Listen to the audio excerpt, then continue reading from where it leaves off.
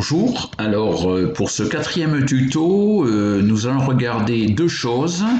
La première, c'est comment on fait des analyses en température dans LTSpice. Et la deuxième, c'est comment on spécifie des conditions initiales pour une analyse transitoire.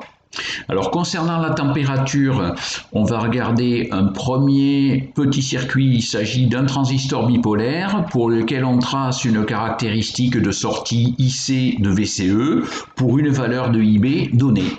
Et on va regarder comment on peut tracer cette caractéristique-là pour une température donnée ou pour plusieurs températures, tracer plusieurs courbes. Voilà. On regardera également autre chose concernant la température, c'est mettre la température comme sweep primaire et regarder comment évolue un point de polarisation, par exemple le courant IC pour une valeur de VCE et une valeur de IB. Voilà, comment évolue le courant IC en fonction de la température. Concernant les conditions initiales, donc j'ai préparé deux petits exemples. Le premier, c'est deux cellules RC en cascade alimentées par une tension continue et on fixe les conditions initiales sur certains nœuds pour regarder comment on arrive comme ça jusqu'à l'état final du système. Voilà. Le deuxième petit exemple, j'ai pris l'exemple d'un oscillateur sinusoïdal assez connu qui s'appelle l'oscillateur à pont de Wien et on va voir comment justement en mettant une condition initiale, ça permet de démarrer les oscillations alors que sans condition initiale, eh bien les oscillations ne démarrent pas. Alors je démarre sur d'abord le thème de la température. Alors il existe dans LTSpice une variable qui s'appelle temp, qui vaut par défaut 27 degrés et qui est connue dans LTSpice comme global temp. Voilà. Alors, vous avez plusieurs possibilités pour faire des analyses en température, donc j'ai classé A, B et C. Alors le A, c'est de mettre la spice directive .temp et puis d'effectuer une ou plusieurs simulations à plusieurs températures.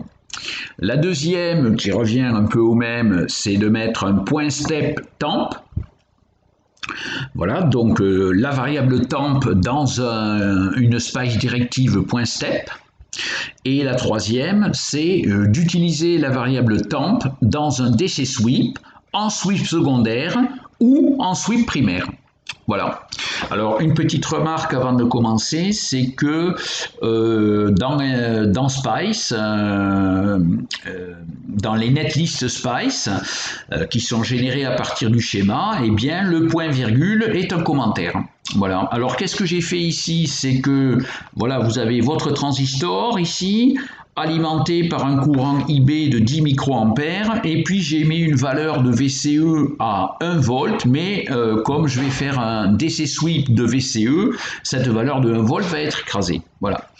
Alors je vais commencer par faire justement varier la tension VCE de 0 à 1 volt et tracer la courbe à la température ambiante puisque je ne spécifie pas du tout de température. Vous voyez que partout j'ai des points virgules, donc là je n'adresse pas la température pour l'instant. Donc une première simulation statique. Voilà, donc là je vais observer le courant IC, voilà, et je vois que j'ai la caractéristique IC de VCE pour IB égale 10 microampères et je mesure ici à peu près un IC de 2 milliampères à 27 degrés. Alors maintenant, je vais aller débloquer tour à tour mes spice directives associées à mon sweep primaire. Alors je commence par ici, voilà, hop, j'enlève mon point virgule. Vous voyez que j'en ai mis un autre de point virgule derrière, ça veut dire que tout ça c'est un commentaire. Ok, alors là je vais cette fois-ci associer la spice directive .temp 100, donc là ça veut dire que ma simulation elle est cette fois-ci faite à 100 degrés Celsius. Voilà. Et on s'aperçoit maintenant que le courant IC qui était tout à l'heure de 2 mA est maintenant de 2,7 mA. Bon, voilà, on voit l'effet de la température et notamment on voit que le courant IC augmente avec la température. Voilà.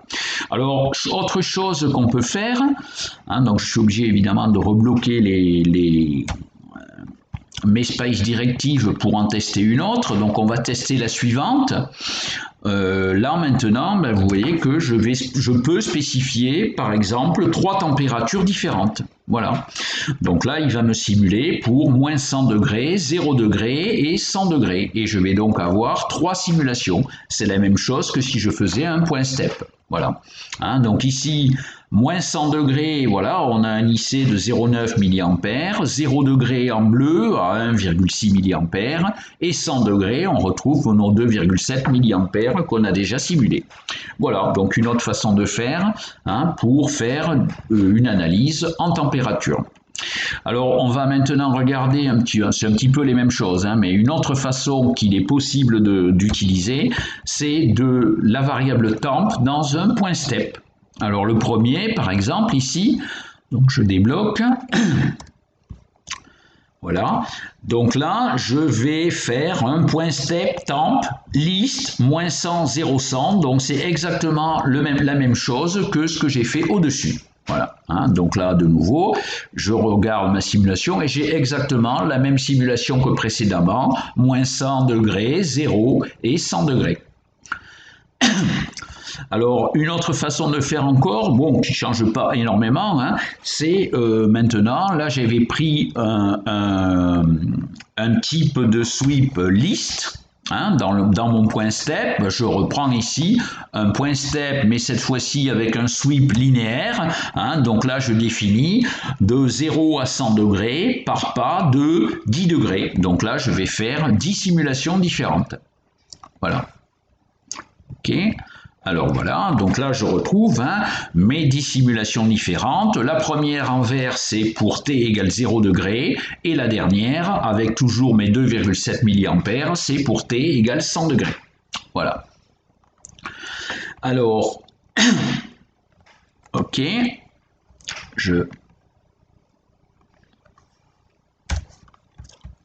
Là, on va regarder maintenant comment, hein, donc c'est la partie C, c'est l'utilisation de temp dans un DC sweep.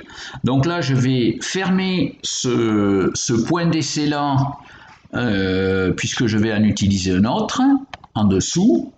Voilà. Et puis je vais débloquer celui-ci. Là. Voilà, alors là, si je débloque celui-ci maintenant, ça veut dire que je fais un sweep primaire de VCE de 0 à 1, comme précédemment, et je mets un sweep secondaire de temp, hein, de 0 à 100 degrés par pas de 10 degrés. Voilà, donc là, vous voyez, j'ai le sweep primaire CVCE de 0 à 1 par pas de 10 millivolts, et le sweep secondaire, eh bien, j'ai le droit de mettre la variable temp, au même titre que je mettrai un générateur, hein, dans mon sweep secondaire. Voilà. Donc là, c'est la courbe qu'on a eue précédemment. Hein. Donc là, pour 10 valeurs de temp, eh bien, je simule IC de VCE. Voilà. Hein. Donc là, je refais la simulation, mais bon, vous allez voir, on obtient exactement la même chose que précédemment. Voilà. Hein, 0 degré et la dernière courbe, 100 degrés. Voilà. Alors, dernière chose qu'on peut faire maintenant, qui est intéressante, qui change un petit peu cette fois-ci, hein, là, alors je vais bloquer ce point d'essai là, et je vais débloquer le dernier. Voilà. Là, vous allez voir qu'on peut même mettre la variable temp en sweep primaire. Voilà.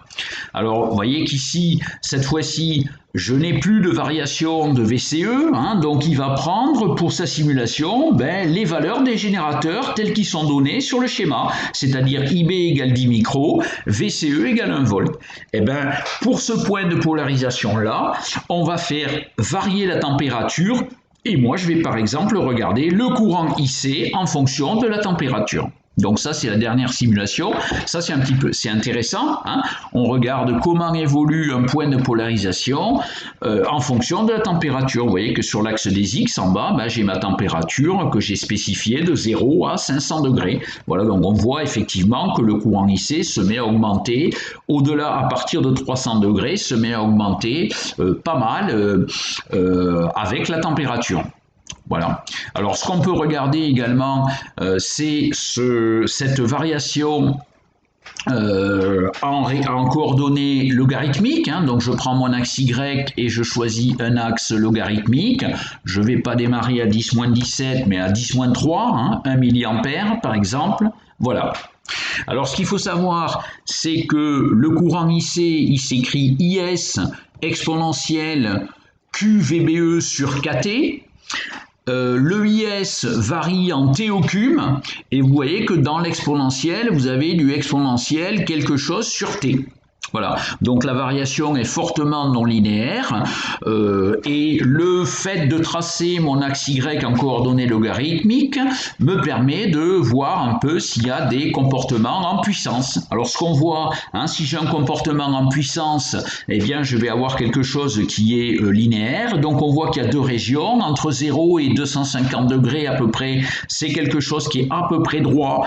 Donc on a une certaine loi en puissance, et à partir de 300 degrés jusqu'à 400 degrés à peu près, ou un peu plus, eh bien on a une modification et on a une nouvelle loi en puissance. Voilà, donc bon, tout ça pour vous montrer, hein, que on peut regarder l'évolution d'un point de polarisation avec la température.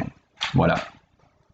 Alors je passe maintenant à mon deuxième thème, hein, qui est les conditions initiales. Hein? Alors, je vous indique la façon de placer les conditions initiales. Je vous précise qu'on les place uniquement sur des tensions. Et ça se fait avec la SPICE directive point IC V de tel nœud égale une valeur. Voilà. Donc là, comme petit support, ben, j'ai pris deux cellules RC en cascade, bon, qui ont la même valeur, peu importe, hein, et ces cellules sont alimentées par un générateur de tension constant qui vaut 10 volts. Voilà. Alors, on peut faire une première, voilà, donc là, je vais faire une simulation sur 10 millisecondes. Je vais regarder l'évolution un peu de mes grandeurs au cours du temps. Alors là, dans ce cas-là, bien, mon générateur étant constant, il me calcule un point de polarisation pour lequel S1 est à 10 volts et S2 est également à 10 volts. Les capacités sont chargées, il ne se passe rien. Voilà, donc là, si je commence une simulation, voilà, je vais regarder l'entrée E, je vais regarder S1 et je vais regarder S2, et ben voilà, tout est à 10 volts, il n'y a rien à voir. Voilà. Alors maintenant, ce que je vais faire, c'est que je vais placer des conditions initiales sur S1 et S2, par exemple. Donc j'ai pris justement deux cellules RC pour vous montrer qu'on peut placer plusieurs conditions initiales en même temps. Donc là, je vais écrire ma SPICE directive, donc point IC. Voilà, et je vais dire V de S1 égale 0 par exemple, espace, et puis V de S2 égale 0 également. Voilà, donc là je mets des conditions initiales nulles sur les nœuds S1 et S2. Et puis donc là, on va voir comment ça se passe. Là, eh bien, S1 et S2, voilà, démarrent de 0 volts à l'instant T égale 0. Et puis, on observe la charge d'une capacité ou d'un circuit RC du deuxième ordre. Hein. Donc, le S1, ben, c'est un premier ordre, donc une montée exponentielle. Et le S2, c'est aussi une montée exponentielle, mais avec un deuxième ordre. Voilà. Hein, donc, comment on utilise les conditions initiales. Voilà. Alors pour vous montrer un dernier petit truc, donc là je suis ici, voilà, je peux par exemple, ah ben j'ai oublié un truc, il m'a pas jeté, c'est marrant ça. J'ai oublié de fermer la parenthèse et je me suis pas fait jeter. Bon, alors je vais mettre S1, cette fois-ci, à 5 volts. Voilà. Et là, on va voir que cette condition initiale est prise en compte dans la simulation. Voilà. Hein. J'ai laissé S2 à 0 volts. Donc S1 démarre de 5 volts et se charge. Et la capa se charge. Et S2 démarre de 0 volts et la capacité aussi, la deuxième, se charge. Voilà. Donc comment on utilise les conditions initiales. Voilà, c'est pas du tout compliqué. Alors un deuxième petit exemple, c'est cette fois-ci, l'exemple d'un oscillateur sinusoïdal qui est bien connu, qui s'appelle l'oscillateur à pont de Wien. Et on va voir que pour un oscillateur sinusoïdal notamment, eh bien, si je ne mets pas de condition initiale, les oscillations ne démarrent pas. Alors, un petit résumé du fonctionnement du circuit. Votre oscillateur est constitué d'un amplificateur A, d'accord ? Donc qui est bouclé avec un circuit passif. Donc là, il s'agira d'un filtre passif de deuxième ordre. Voilà. Alors là, dans notre exemple, vous avez A ici, hein, en haut. Donc là, c'est un amplificateur, un AOP monté en non-inverseur avec un gain VS sur V+, qui est égal à 1 plus R4 sur R3. Voilà. Et B, eh bien, c'est V plus sur VS. Hein, non, attention, l'entrée est à droite, la sortie est à gauche. Quand je calcule la fonction de transfert, eh bien, je trouve JR2C2 oméga sur 1 plus 3 JR2C2 oméga moins R2C2 oméga au carré. Hein, voilà. Donc B est une fonction de transfert complexe. Voilà. Alors, justement, quand je boucle ces deux circuits, hein, eh bien, voilà, on a ce qu'on appelle la condition d'oscillation, c'est que le produit A fois B soit égal à 1. C'est-à-dire que j'envoie un signal ici, il est atténué, il revient ici. Hein, voilà, donc ça c'est ce qu'on appelle la condition d'oscillation.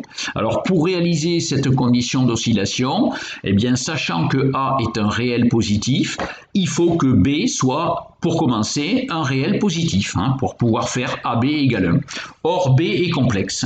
Alors, si on regarde un petit peu B, la fonction de transfert, eh bien, on s'aperçoit que si je prends 1 moins R2C2 oméga carré égale 0, eh bien, là, je me retrouve avec B qui est égal à JR2C2 oméga sur 3 JR2C2 oméga, c'est-à-dire 1 tiers. Et c'est bien réel. Voilà.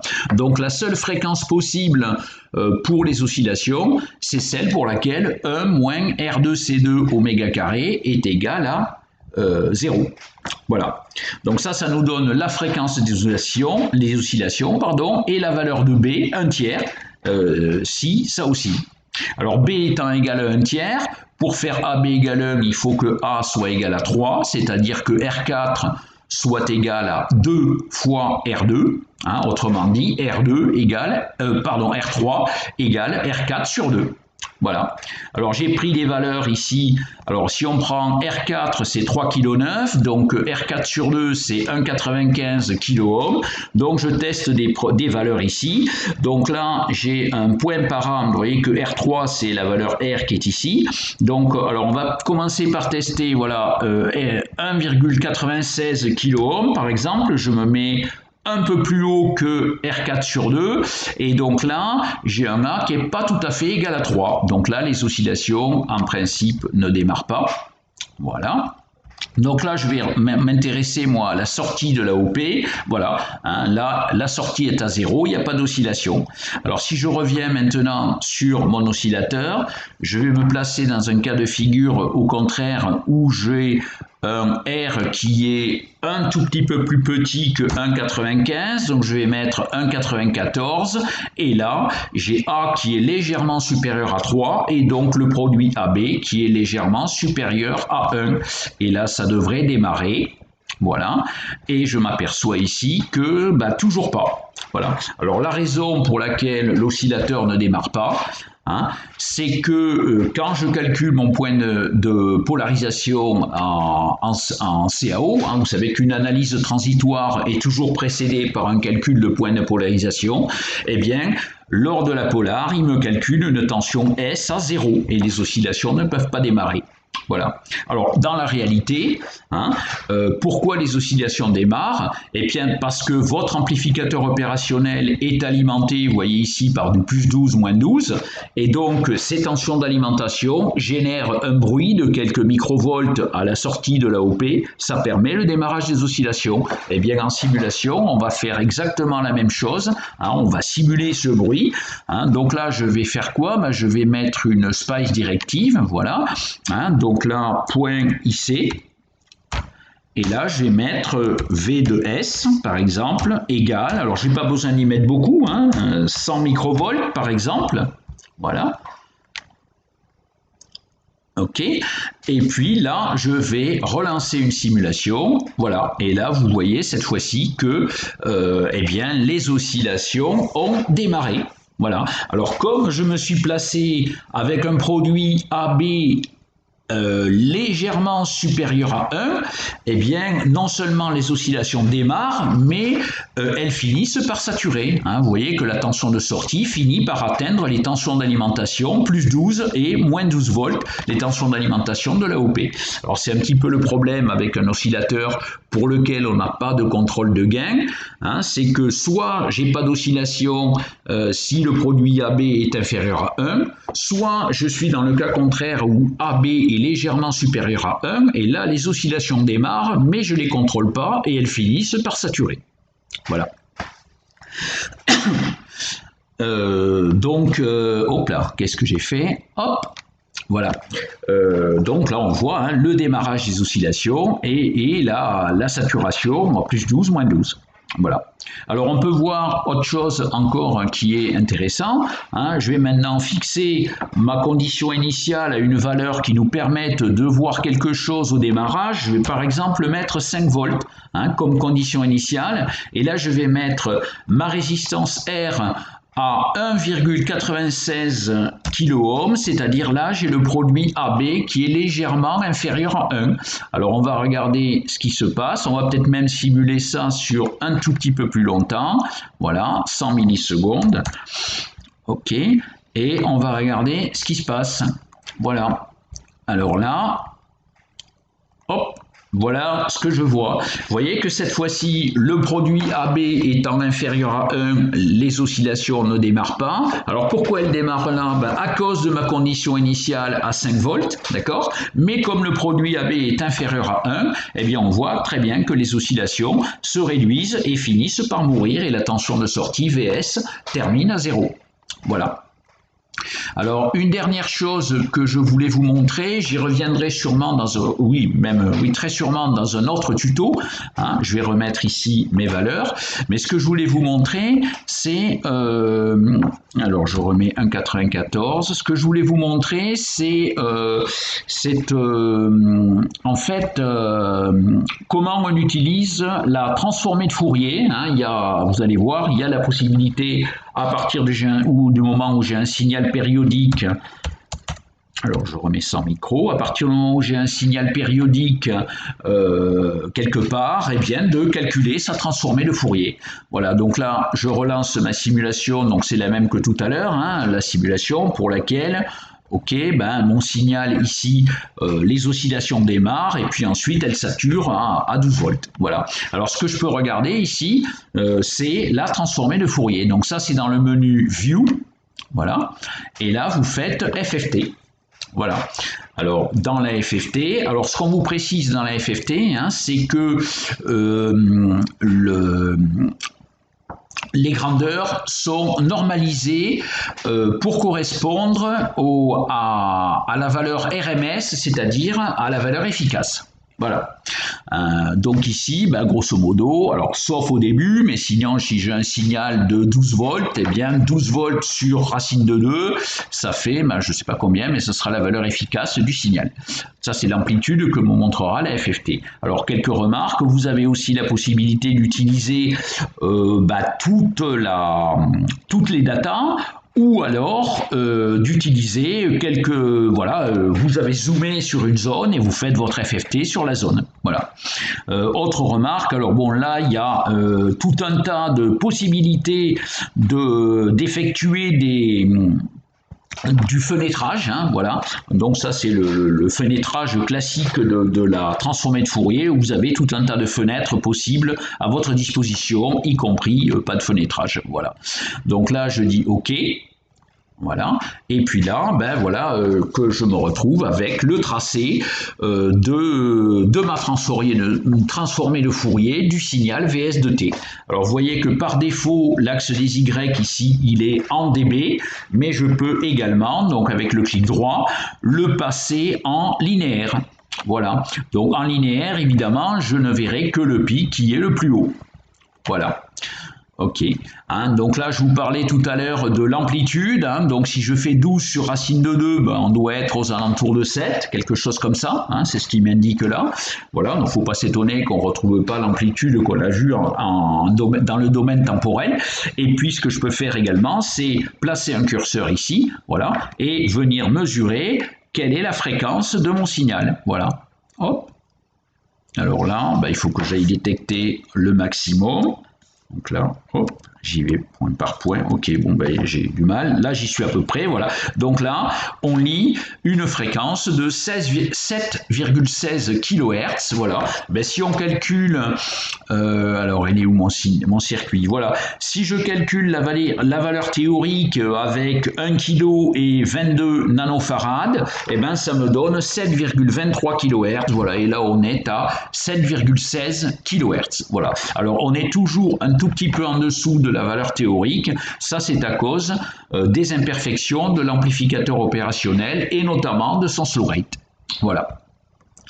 Bon, ben, je crois que là c'est à peu près terminé. Donc on reviendra sur cette FFT parce que là, bon, regardez la FFT pour un signal sinusoïdal, c'est pratique pour connaître la fréquence des oscillations, hein, mais bon, ça prend un peu plus de dimension de regarder la FFT quand on fait par exemple de la transposition de fréquences où on a un spectre avec plusieurs fréquences présentes dans le spectre. Voilà, donc bah, c'est terminé pour ce tuto-là, et puis bah, au prochain tuto, rendez-vous au prochain tuto.